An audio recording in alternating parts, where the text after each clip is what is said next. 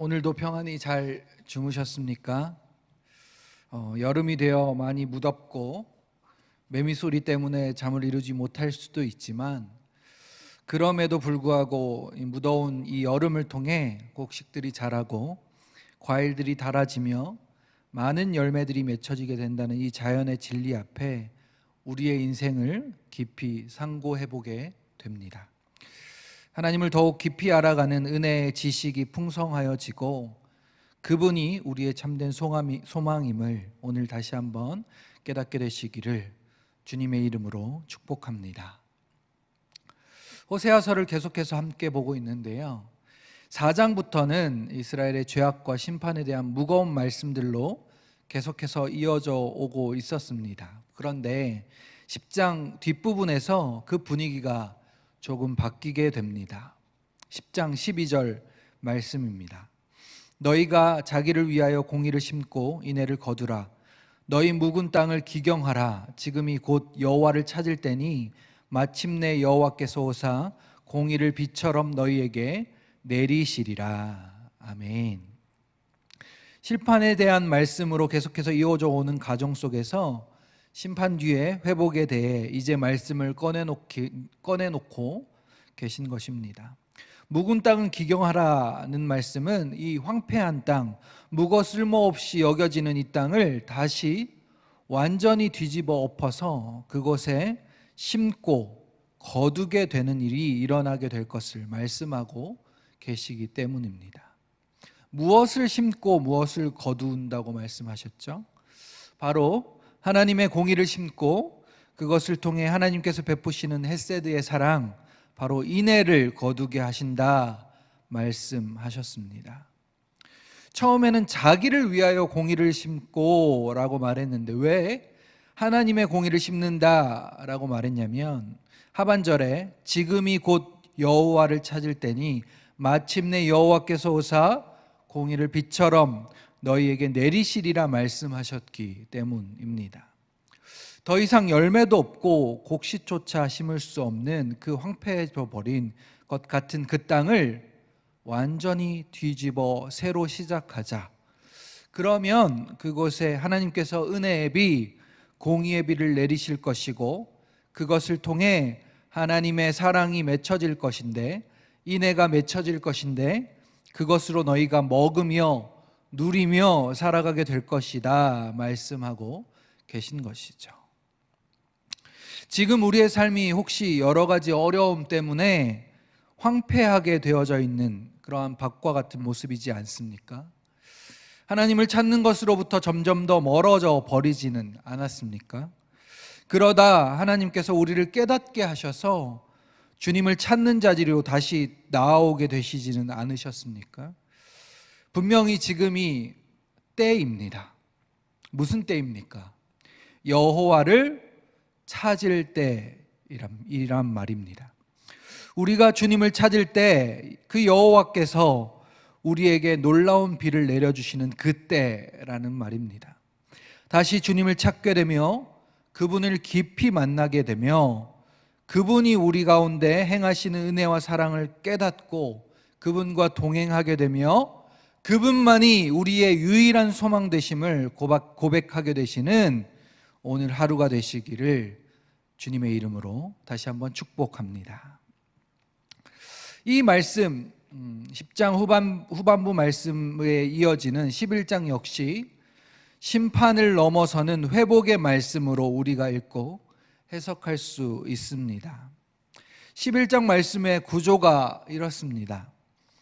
과거와 현재 그리고 궁극적인 미래까지로 이렇게 구성되어져 있는데요, 11장 1절부터 4절까지는 과거에 대해서, 그 과거가 어떤 내용이냐면 에브라임을 향한 하나님의 사랑과 에브라임의 거역에 대해서 말씀하고 계십니다. 또 5절부터 7절까지는 현재와 미래에 대해서 말씀하고 계신데요, 에브라임의 고집스러운 거역과 그로 인한 심판에 대해서, 그리고 8절부터 11절까지는 궁극적인 미래에 대해서 말씀하고 계십니다. 이스라엘에게 임하시는 하나님의 사랑에 대해서, 구원에 대해서 말씀하고 계신 것이죠. 제가 설교를 준비하면서 그리고 설교를 하면서 성경을 묵상하고 연구하는 법에 대해 하나씩 잠깐씩 설명드리고 있습니다.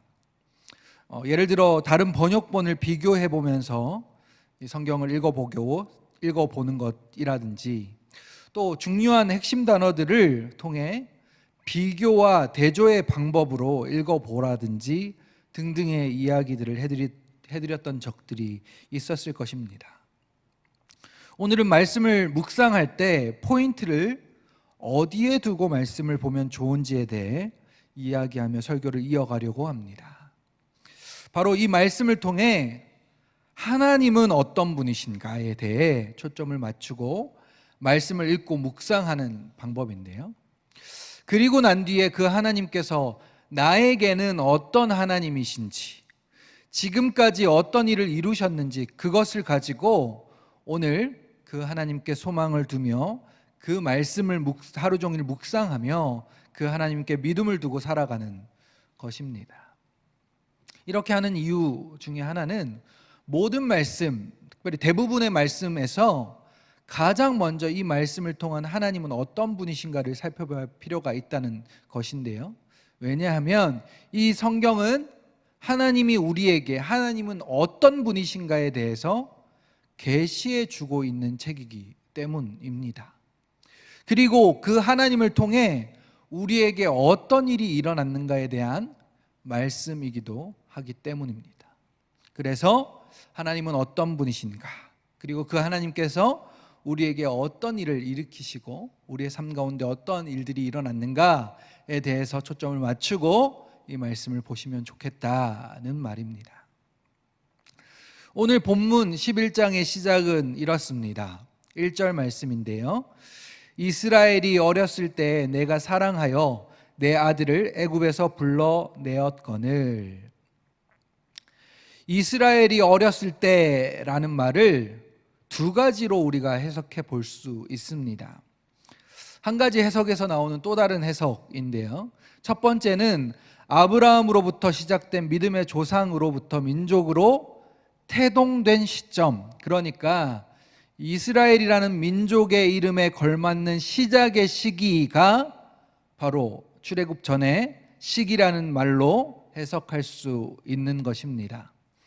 태어난 지 얼마 안 된 어린아이라는 말인 것이죠. 그런데 그 안에는 또 다른 의미가 내포되어 있기도 합니다. 그것이 두 번째 해석입니다. 바로 아무것도 아니다라는 것입니다. 이 당시의 고대 근동 지역에서는 노동력이 굉장한 의미를 가지고 있었습니다. 어떤 도구나 기구들이 많지 않은 시기였기 때문에 그들이 살기 위해서는 노동력이 무엇보다 중요했었습니다. 그래서 노동을 할 수 있는 사람이 사람이었습니다. 사람으로 인정되었던 것이죠. 반대로 아이는 무시당했었다는 말입니다. 사람의 수로도 인정되지 않았었습니다. 인구수에도 들어가지 않았던 것입니다. 아무것도 아니었다 말하는 이유가 이것입니다. 그런데 이 아무것도 아니었던 이스라엘의 때에 그들에게 의미를 부여하고 그들을 대하신 분이 계셨습니다. 그분이 바로 여호와 하나님이십니다. 막 민족으로 이 백성의 숫자를 갖춘 그런 아이와 같은 민족의 부르짖음을 귀 기울여 들으시고 그들을 이끌어내신 분이십니다. 하나님께서 어떤 분이신지 1절에만 여러 단어들이 등장하는데요. 그것의 첫 번째가 바로 사랑의 하나님이십니다. 요셉의 때로부터 출애굽의 시기까지 400년이 넘는 시간 가운데 하나님은 기다리고 계셨습니다. 그들이 하나님을 찾고 부르짖기를 기다리셨습니다. 그들의 때를 기다리셨다는 말입니다. 하나님의 자녀가 된 이스라엘 백성과 긴 여정을 이제 시작할 때를 기다리셨다는 것이죠. 그들이 준비될 때를 기다리신 것입니다. 사랑하기에 기다릴 수 있습니다. 억지로 끌고 강제적으로 정당만을 강요하며 그렇게 가실 수도 있었을 텐데, 처음부터 하나님께서는 사랑으로 때를 기다리시고 그렇게 애굽으로부터 자유를 얻게 하시며 그 자녀들을, 이스라엘 백성들을 불러내신 것입니다. 자유로 불러내신 것입니다. 또 그렇게 불러내신 하나님은 이 어린아이인 이스라엘 백성을 오늘 본문에서는 에브라임이라고 표현하고 있는데요, 이 에브라임에게 가르쳐주고 계십니다. 무엇을 가르쳐주고 계십니까? 3절 말씀인데요, 내가 에브라임에게 걸음을 가르치고 내 팔로 안았음에도 내가 그들을 고치는 줄을 그들은 알지 못하였도다. 저희 딸들이 이제 막 걷기 시작했습니다. 이 걸음을 가르치기 위해서 두 손을 잡고 한 걸음 한 걸음 떼는 것을 같이 연습시켰었습니다. 처음에는 걷는 것이 굉장히 힘들어 보이고 어려워서 손을 안 놓으려고 하고 주저앉으려고 했었습니다. 그러다가 점점 걷는 것이 재미있어지고 좀 자신감이 생기면 이제 손 놓으라고 하더라고요. 그런데 그때 손을 놓고 그냥 혼자 가도록 내버려 두면 어떻게 되겠습니까? 그들이 수시로 넘어지게 됩니다. 그렇게 넘어지고 또 일어나서 한 걸음 두 걸음 걷게 되는 것이 당연한 것인데, 위험한 곳에서 넘어지려고 할 때 아버지가 어떻게 합니까? 그를 두 팔로 안아 올립니다. 위험한 곳으로 넘어지지 않게 하기 위해서 말이죠.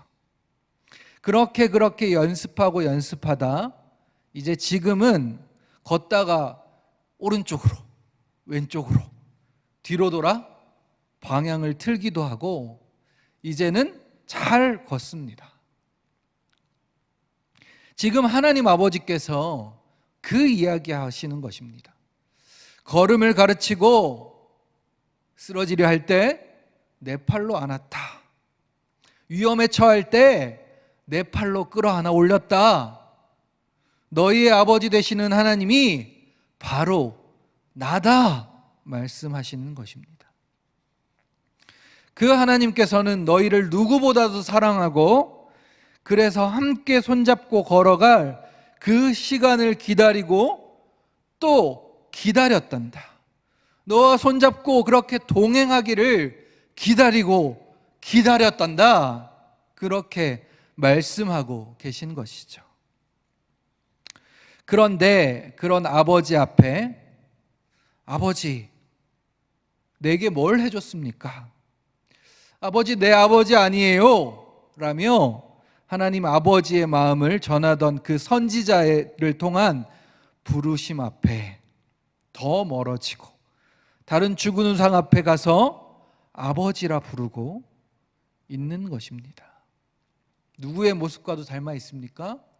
고멜의 모습과도 닮아 있습니다. 그리고 지금 우리의 인생과도 너무나 닮아 있습니다. 그들이 그대로 멸망하시는 것을 보지 못하시는 그 아버지 하나님께서 불과 같은 사랑의 마음으로 이 백성을 놓지 않으시며 긍휼을 나타내시면서 그렇게 그들을 구원하시고 다시 회복해 하실 것을 말씀하고 계신 것이 마지막 8절에서 11절까지의 말씀입니다. 이 말씀을 함께 읽고 함께 기도하면 좋겠습니다.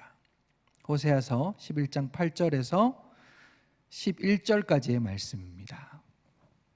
시작.